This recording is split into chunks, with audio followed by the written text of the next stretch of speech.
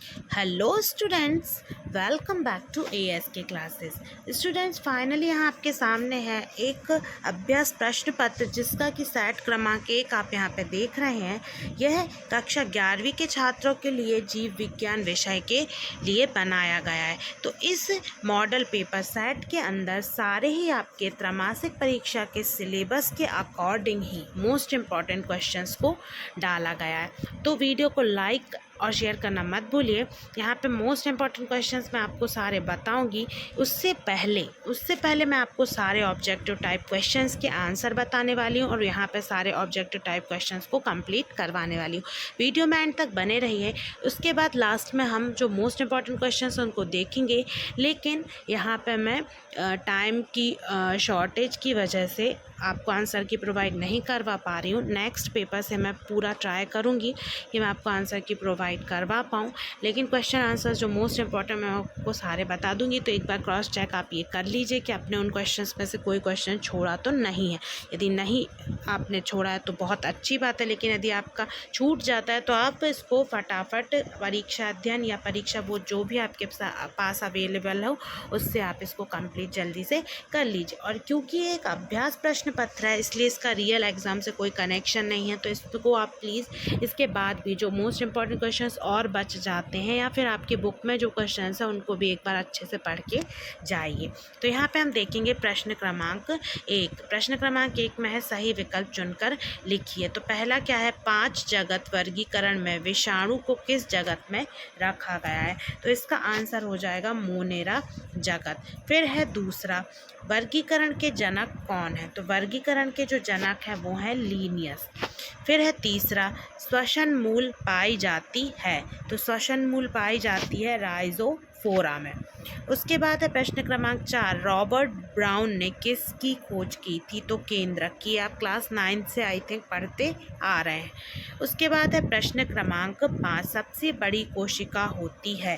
तो शुतुरमुर्ग के अंडे की कोशिका सबसे बड़ी होती है।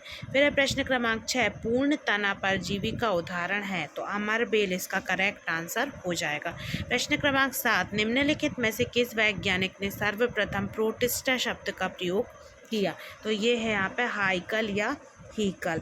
ठीक है, तो ये करेक्ट आंसर हो जाएगा। अब उसके बाद है प्रश्न क्रमांक 2। प्रश्न क्रमांक 2 में है पहला, पैरामीशियम को इस नाम से भी जाना जाता है। तो इसका दूसरा नाम है पैरामोइसियम। ठीक है, इसको पैरामोइसियम भी बोला जाता है। इसको और एक बार आप अपनी बुक से कंफर्म कर लीजिए। वैसे तो पैरामोइसियम भी सही ऑप्शन होगा, लेकिन कोई और नाम भी हो तो आप उसको एक बार देख लीजिए। ठीक है, ये ऑप्शन गलत नहीं है, लेकिन कोई और अन्य नाम हो तो उसको देख लीजिए जो कुछ डिफरेंट टाइप का या कुछ ऐसा हो। तो सेकंड है, 5 जगत वर्गीकरण के जनक कौन है। तो ये है रॉबर्ट व्हिटेकर। ठीक है, ये इसका आंसर हो जाएगा। उसके बाद एक बार इसको देख लीजिए कैसे लिखना है, ये आपका आंसर है। ठीक है, उसके बाद फिर हम देखेंगे आगे क्वेश्चन नंबर 4। क्वेश्चन नंबर 4 क्या है, पुष्प का मादा क्वेश्चन नंबर 3, शैवालों की कोशिका भित्ति खाली स्थान से बनी होती है। तो इसका आंसर हो जाएगा सेल्यूलोज। ठीक है, सेल्यूलोज इसका आंसर हो जाएगा। फिर है यहाँ पे 4th नंबर का, पुष्प का मादा भाग क्या कहलाता है। तो ये हो जाएगा अंडप या फिर कार्पेल।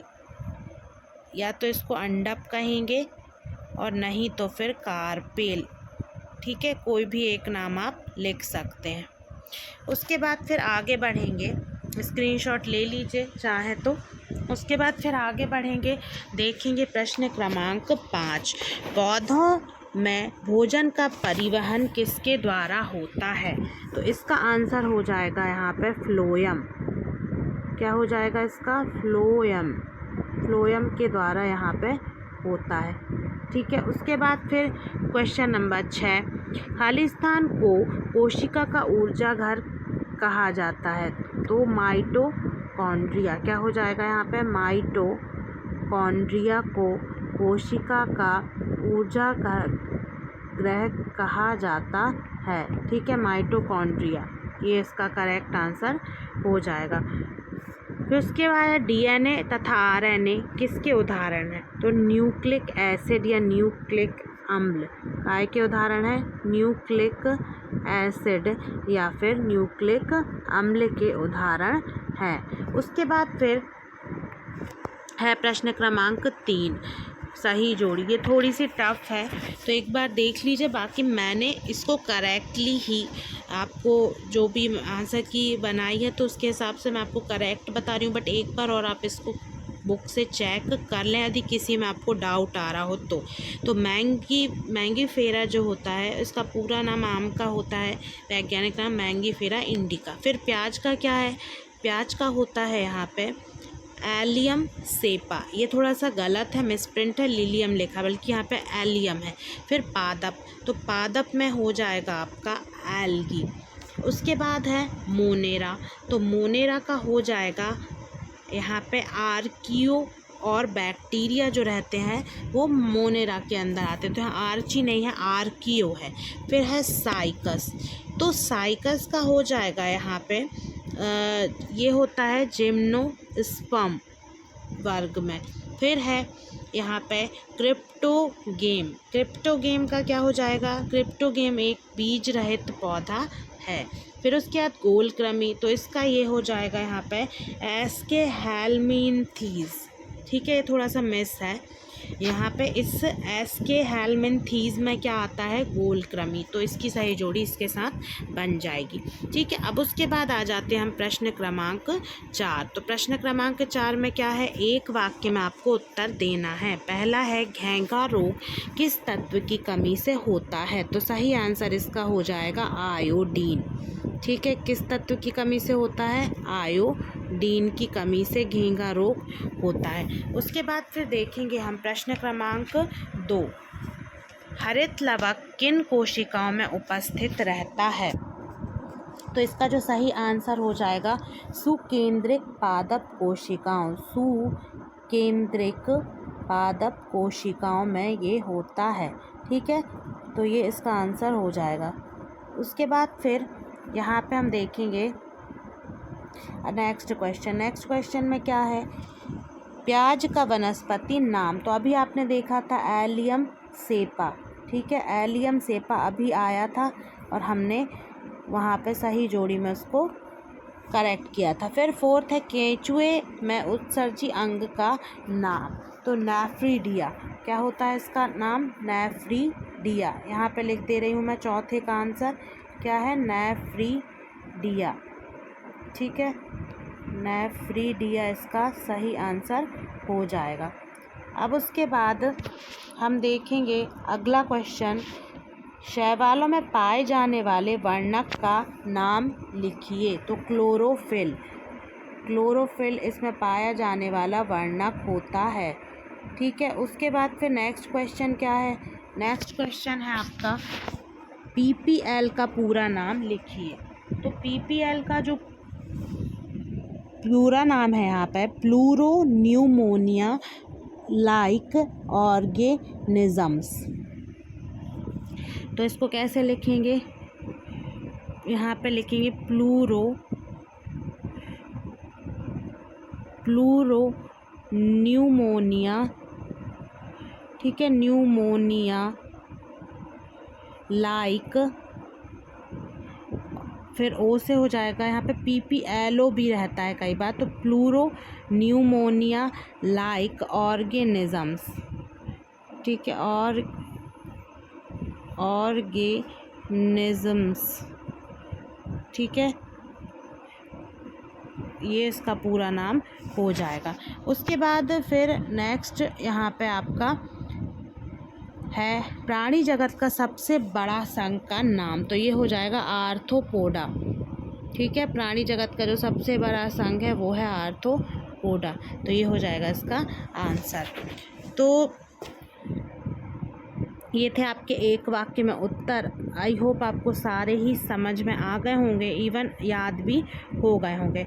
तो यहाँ पे क्या करना है हमें कि इनको अच्छे से रिवाइज़ कर लेना है, और यदि आपको किसी में डाउट आ रहा है तो आप इसको अपनी बुक से भी कंप्लीट करके और अच्छे से पढ़ सकते हैं। ठीक है, फिर उसके बाद आगे देखेंगे हम प्रश्न क्रमांक 5। तो ये क्वेश्चंस जो मोस्ट इम्पॉर्टेंट वो मैं आपको बता दे रही हूँ, एक बार आप उसको अच्छे से देख लीजिए जो क्वेश्चन आपने नहीं किया है। सहजीविता से क्या आशय है, क्या समझते हैं आप, ये बताना है। फिर दूसरा इसका अथवा में है, जूस पोर से क्या समझते हैं। प्रश्न क्रमांक 6 है, खुले परिसंचरण तथा बंद परिसंचरण तंत्र के दो अंतर लिखिए। इसके अथवा में है, पौधों में जड़ के दो कार्य लिखिए। फिर है क्वेश्चन नंबर आपका 7, क्या है, बीजांड न्यास को परिभाषित कीजिए और उसके अथवा में श्वसन मूल के उदाहरण सहित इसको समझाना है। फिर है प्रश्न क्रमांक 8, जाइलम तथा फ्लोएम का एक एक कार्य लिखिए और उसके अथवा में है पैरेन्काइमा ऊतक के दो कार्य लिखिए। फिर है प्रश्न क्रमांक 9, संयोजी ऊतक को परिभाषित कीजिए, उसके अथवा में है कोशिका में ऊर्जा कहाँ संचित होती है। प्रश्न क्रमांक 10 है, कोशिका भित्ति के दो कार्य लिखिए, उसके अथवा में अंतःपरासरण का क्या अर्थ है। प्रश्न क्रमांक 11 है, पेप्टाइड बंध किसे कहते हैं, उसके अथवा में कार्बोहाइड्रेट का सामान्य सूत्र लिखिए। प्रश्न क्रमांक 12 है, अमीनो अम्ल का संरचनात्मक सूत्र लिखिए और उसके अथवा में यहाँ पे है आयरन की कमी से कौन सा रोग होता है, ये आपको यहाँ बताना है। फिर उसके बाद है प्रश्न क्रमांक 13, मोनेरा और प्रोटेस्टा के कोई तीन अंतर लिखिए।